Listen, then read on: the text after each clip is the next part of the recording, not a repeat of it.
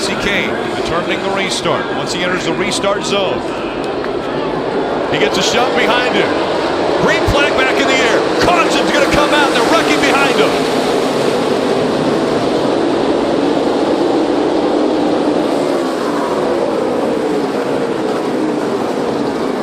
Eric Almirola, Ryan Blaney. Look at all the damage to the 15. Just everybody's pushing long straightaways. Everybody wants to be the first line into turn one. And it's hard to reference, but it looks like Casey Kane chooses to wait to the end of the restart zone. Now, he can absolutely do that. He can refire or fire the race anytime in start that zone. But the problem when you wait,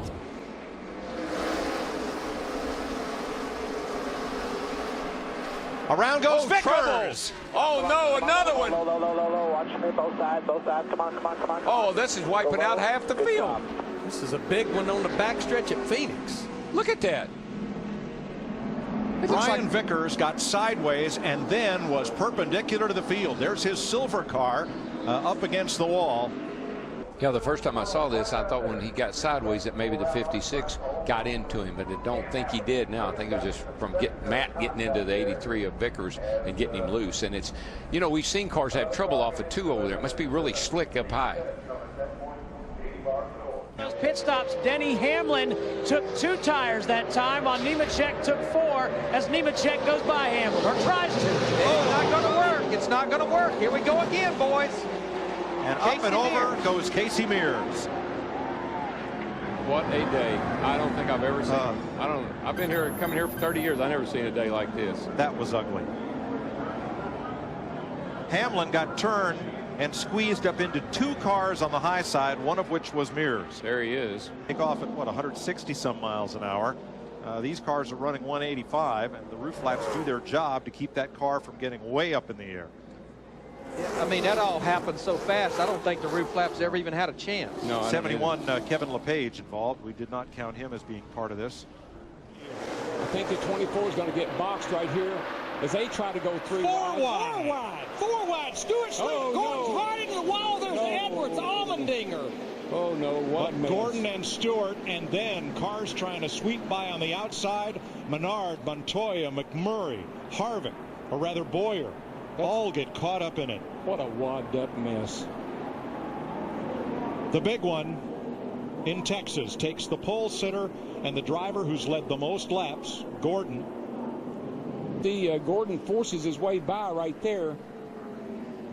Edwards got into the back of Stewart and got him into Gordon in the 24 car. Allmendinger, there's McMurray. And there they all go. Menard, Boyer. Logano.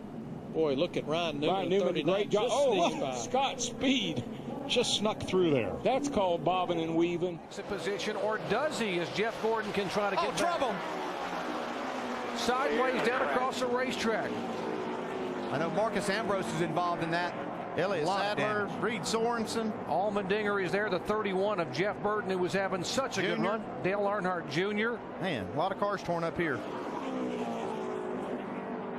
You know, these guys are trying to get everything they can and trying to bump draft on this straightaway, too. Yeah, they're just trying to push there, and probably just a little bit too much of a push. Wow, do you see Reed Sorensen's car came off the ground?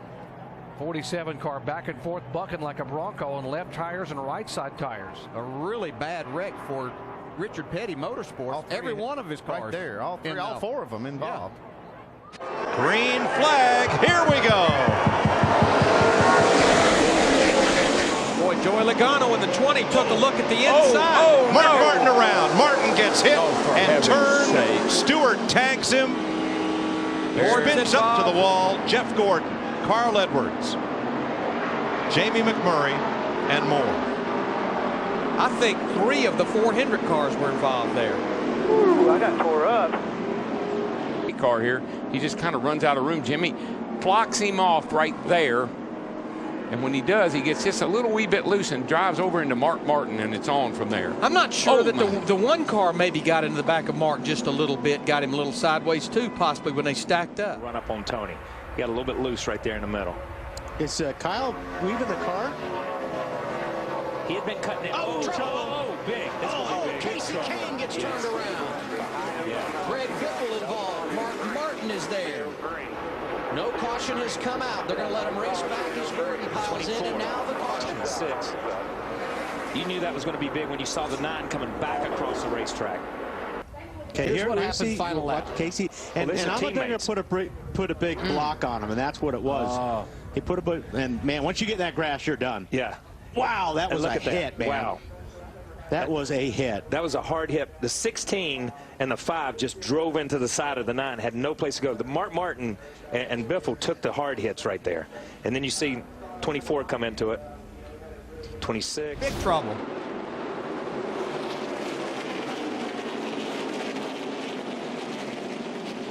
Newman, Keselowski, Hamlin, Harvick, Truex, and Schrader. Truex, big loser here. He had raced his way into the top 10 in points where he was running earlier.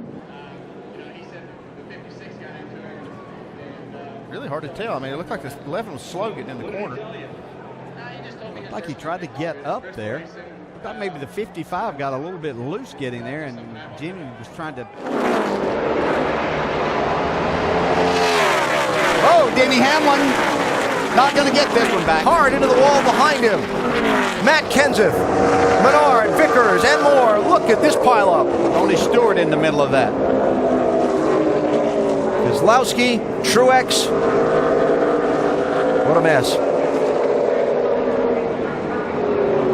Eric Almirola. Matt Kenseth, but you can see he was out of control when he came across in front of Matt. Right there. Yeah. Hard hit by Vickers. Wow. It was all started by the 11 car getting sideways. And that was probably caused by, and it's not something that Clint Boyer was trying to do. He just got up, saw a run to make it on the outside. He had done that a couple of times on restarts, and as he went by the 11, it just basically sucked the rear of that car around. Oh, I'm telling you. Oh, hang on, Jeff Burton. Burton up into Hornish. He's going to come back up and now the big one. There it is. 7, 8, 9 cars involved, many which were running inside the top 10. And that's the whole field, isn't it? That's the whole field. And look at that. Nowhere to go. And these guys were trying to avoid the 2 coming back up on the racetrack, and the first group that saw them check up, and everybody runs in behind them. You're coming back. He just goes diving down here after he gets clobbered by the 31. The 83, okay, this started already behind, but the 83 got turned. But they see that going on in front of them, and they're all jockeying for position to avoid that. And it's that chain reaction accident. You know what I mean? Look at the cars, man. There's a lot of cars in that accident. Menard did a great job. He got up on the high side and kind of got around them. But these. You know what I love as a driver? You're driving down on the inside. You're in that 2 car. You're leading the race, Jay Sauter, and everything's going fine. You think you're in the right place, doing a good job. And all of a sudden, a bunch of cars go by you on the outside. And you're still wide open. Say, what? Whoa, trouble. Boy, the 2 car upside down, over and on to Scott Riggs. It's the big one. Oh, boy. Who is that still flipping? Sauter. It was Johnny Sauter. There's not anybody left. I mean, I only see about 4 or 5 cars that are coming around through 3 and 4 right now that were not in this race. They see Mike McLaughlin in 18. They're still getting upside down cars driving under cars. There has to be 25 cars over there. Right here, this is turn 2. Kenny Wallace, the 48 car right there. Oh, I don't know. It looked like Shane Meal possibly just got into the back of the 10 car. The 47 car, yeah. Yeah, got into Riggs. Look at that 2 flipping. Looks like Rusty Wallace's flip in the number 2 Winston Cup car here not many years ago. And when it hit the grass, it even tumbled more. There's Randy LaJoy. Greg Biffle. Oh, Biffle. There's Jay Sauter. Kerry Earnhardt. There's everybody. Jack Sprague, our point leader. And the track's completely Tim Sauter. All the Sauters. I think we did the right thing by saying who wasn't in it. The update is he's happy with the car, as you can tell, guys. Pretty quiet over the radio, nothing to report. Wampa crash on the track. Oh, heavy contact, cars crashing. There's Hornish. 1 car in flames. Heavy contact, the 43 involved, Blaney involved. David Gilliland is heavy. The whole front of that car sheared away. There's David Gilliland. The good news is the window net is down, and he is pulling the visor up. Look at the front of that car, completely destroyed. 11. Then Michael McDowell gets into the back of Gilliland, get into the corner here. Oh my goodness. Just a hard lap. Right across in front of Labonte, who backs that car into the guardrail. There comes the 77 of Hornish. He was involved. See, Ryan Newman just stopped in the 12 car. but it can't Turn be a problem. two. Sorry, they all stacked up right there. Sorry, Larry. One car, Kurt Busch, slow off the corner. We got spin, problems. crash, turn 3. Trouble. And they just keep stacking in there. What turned into one car problem over in turn 2 ended up with all these cars tore up in turn 3. And I tell you, the luckiest guy I ever saw, he's just rolling out of there now, is the 31 car. He got into that, but he didn't get very much damage. So he came through our point leader. He got more than I thought he had. In the 48, he got whacked up pretty good. 10 car hard on the inside wall, and it was on from there. It was Carpenter's teammate, Elliott Sadler, couldn't check up quick enough, got in the back of Patrick. Boy, did you see Ryan Newman just go, all those guys going by on the apron. Nobody really got slowed down very much. And Kurt Busch in the 2 took a hard shot.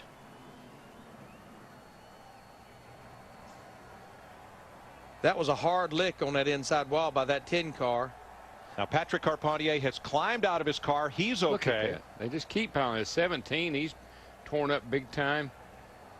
Kurt Busch has climbed out.